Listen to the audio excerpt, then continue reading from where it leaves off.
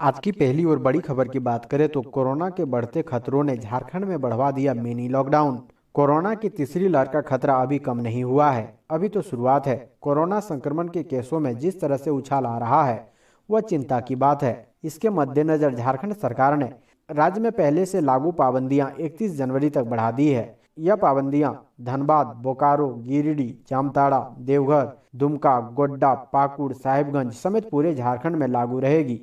यह निर्णय शनिवार को रांची में मुख्यमंत्री हेमंत सोरेन की अध्यक्षता में हुई आपदा प्रबंधन समिति की बैठक में लिया गया। इस फैसले का धनबाद के राजनीतिक दलों ने स्वागत किया है। अगली बड़ी खबर की बात करें तो कोरोना काल में झारखंड आने वालों के लिए कड़े किए गए नियम। एयरपोर्ट पर दिखाने होंगे ये दस्तावेज। कोरोना वायरस को लेकर रांची जिला प्रशासन अलर्ट मोड पर है। रांची एयरपोर्ट और रेलवे स्टेशनों पर आने जाने वाले यात्रियों की कोरोना जांच पर पुख्ता नजर रखा जा रहा है। रांची एयरपोर्ट पर बाहर से आने वाले यात्रियों के लिए 72 घंटे पुरानी RT-PCR की कोरोना जाँच रिपोर्ट अनिवार्य कर दी गयी है। जो यात्री बिना RT-PCR की रिपोर्ट के रांची एयरपोर्ट पर उतर रहे हैं उनकी जाँच कराई जा रही है। यही हाल रांची और हटिया रेलवे स्टेशनों का भी है। दोनों रेलवे स्टेशनों पर जांच के लिए अलग अलग टीमें बनाई गई है। अगली बड़ी खबर की बात करें तो झारखंड में कोरोना की तीसरी लहर का कहर जारी। लातेहार में स्वास्थ्य कर्मी हो रहे संक्रमित। लातेहार के चंदवा में कोरोना संक्रमण का सिलसिला अनवरत बढ़ता ही जा रहा है। शुक्रवार को एक स्वास्थ्य कर्मी समेत कुल 10 लोग कोरोना संक्रमित की पुष्टि विभाग द्वारा की गई है। रिपोर्ट पॉजिटिव आने और संक्रमण के फैलाव को रोकने के लिए आइसोलेशन किए जाने का कार्य प्रगति पर था। इधर एक दिन पूर्व 13 जनवरी को देवी मंडप चंदवा में एक ही परिवार के 8 लोगों समेत कुल 19 कोरोना संक्रमित मरीज पाए जाने के बाद विभाग ने सजगता बढ़ा दी है। अगली बड़ी खबर की बात करें तो झारखंड के मेडिकल कॉलेजों में शिक्षकों की होगी बहाली। इन विषयों के शिक्षक होंगे नियुक्त। झारखंड के मेडिकल कॉलेजों में असिस्टेंट प्रोफेसर की नियुक्ति के लिए 22 विषयों में कुल रिक्तियों की संख्या बढ़ाकर 110 कर दी गई है। सबसे अधिक मेडिसिन विभाग में 10 असिस्टेंट प्रोफेसर की नियुक्ति होगी। झारखंड लोक सेवा आयोग ने नियुक्ति की विस्तृत जानकारी उपलब्ध करा दी है। इसके तहत वैसे अभ्यर्थी आवेदन कर सकेंगे जिनकी उम्र सीमा 1 अगस्त 2021 को न्यूनतम 30 वर्ष हो। जबकि झारखंड चिकित्सा सेवा यानी नियुक्ति, प्रोन्नति एवं सेवा शर्त नियमावली 2018 के आलोक में झारखंड राज्य स्वास्थ्य सेवा संवर्ग में कार्यरत चिकित्सकों के लिए अधिकतम उम्र सीमा का कोई बंधन नहीं होगा। इसके लिए नियंत्री पदाधिकारी द्वारा निर्गत अनापत्ति प्रमाण पत्र अनिवार्य रूप से संलग्न करना होगा। अगली बड़ी खबर की बात करें तो रांची में अब नहीं दिखेंगे लटकते हुए बिजली के तार। रेलवे से मिला NOC। शहर के विद्युत ग्रिड से पावर सब स्टेशन को जाने वाली 33 kV लाइन को अंडरग्राउंड किए जाने की योजना है। इसे लेकर विद्युत विभाग की सारी तैयारी पूरी हो चुकी है और कयास लगाए जा रहे हैं कि 1 माह के अंदर ये कार्य शुरू हो जाएंगे। KEI एजेंसी को इस कार्य का जिम्मा सौंपा गया है, जिसके बाद आपदा के समय भी बिजली तार गिरने या इससे होने वाले जानमाल के नुकसान की समस्या नहीं रहेगी।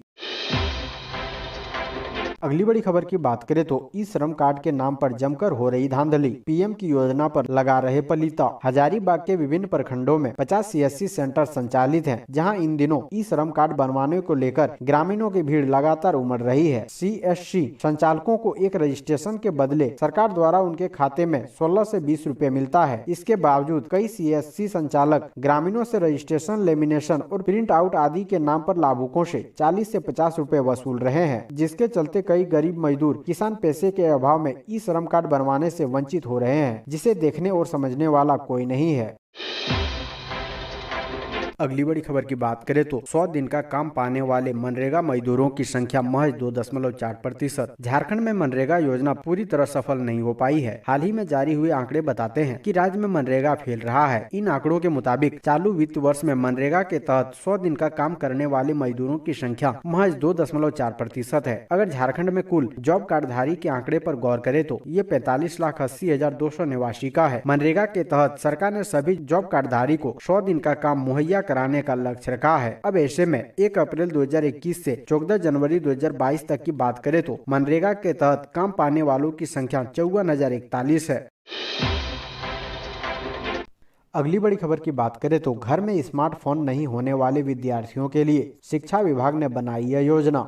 स्कूलों के बंद होने से अब एक बार फिर सरकारी स्कूलों के बच्चों की पढ़ाई पर असर पड़ने लगा है। इस असर को मोबाइल उपलब्ध कर कम कराया जा सकता है, लेकिन क्योंकि रातों रात ऐसा संभव नहीं है, इसलिए शिक्षा विभाग ने एक नया तरीका निकाला है। तरीका यह है कि जिन बच्चों के पास मोबाइल फोन उपलब्ध नहीं है, उनके आस पड़ोस या गांव के प्रधान मुखिया के मोबाइल पर डिजिटल पठन पाठन की सामग्री उपलब्ध करा दी जाए, ताकि पूरी तरह से वे ऑनलाइन पढ़ाई से वंचित ना रहे। अगली बड़ी खबर की बात करें तो रांची में जमकर उड़ाई जा रही कोरोना नियमों की धज्जियां। राजधानी के बड़े होटल के खिलाफ मुकदमा दर्ज। कोविड-19 प्रोटोकॉल का उल्लंघन करने पर रांची के स्टेशन रोड स्थित बीएनआर चाणक्य होटल प्रबंधन पर चुटिया थाने में एफआईआर दर्ज कराई गई है। दरअसल 9 जनवरी 2022 को होटल के बैंक्वेट हॉल में प्राइवेट पार्टी का आयोजन किया गया था, जिसमें कोविड-19 प्रोटोकॉल का उल्लंघन किया गया। अंचलाधिकारी शहर द्वारा जाँच में इस बात की पुष्टि भी हुई है। कोविड-19 प्रोटोकॉल का उल्लंघन के लिए प्राथमिकी दर्ज की गई है।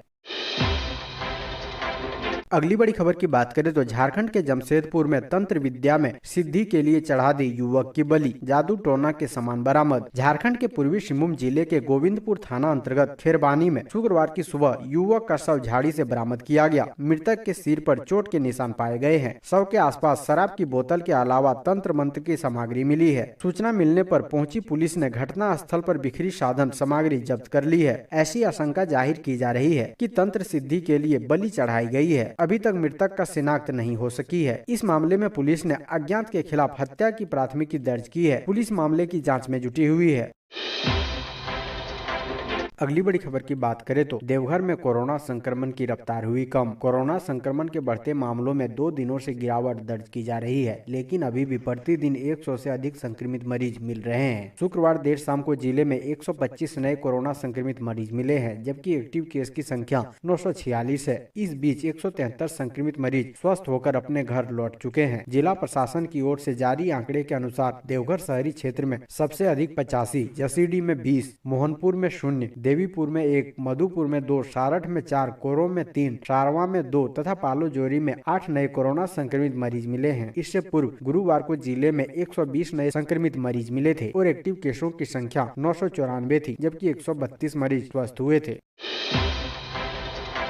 अगली बड़ी खबर की बात करें तो 23 जनवरी के बजाय 27 फरवरी से शुरू होगा पल्स पोलियो अभियान। कोरोना के बढ़ते संक्रमण को देखते हुए सरकार ने 23 जनवरी से शुरू होने वाले पल्स पोलियो अभियान को फिलहाल स्थगित कर दिया है। इस अभियान को शुरू करने की अगली संभावित तिथि 27 फरवरी निर्धारित की गई है। बताते कि 3 दिवसीय पल्स पोलियो अभियान 23 जनवरी से 25 जनवरी तक चलना था। अभियान के पहले दिन पोलियो बूथ पर 5 साल से कम उम्र के बच्चों को पोलियो की खुराक पिलाई जानी थी। अगले 2 दिन बूथ पर नहीं आने वाले बच्चों को घर घर जाकर दवा पिलानी थी। इस अभियान को लेकर जिला स्तर पर तैयारी भी शुरू कर दी गई थी। माइक्रो प्लान बनाया जा रहा था। देश में बढ़ते कोरोना संक्रमण को देखते हुए सरकार ने इस अभियान की तिथि बढ़ा दी है। अब रविवार 27 फरवरी को टीकाकरण केंद्रों पर बच्चों को पोलियो की खुराक पिलाई जाएगी। वहीं 28 और 29 फरवरी को बूथ पर नहीं आने वाले बच्चों को घर घर जाकर खुराक पिलाई जाएगी।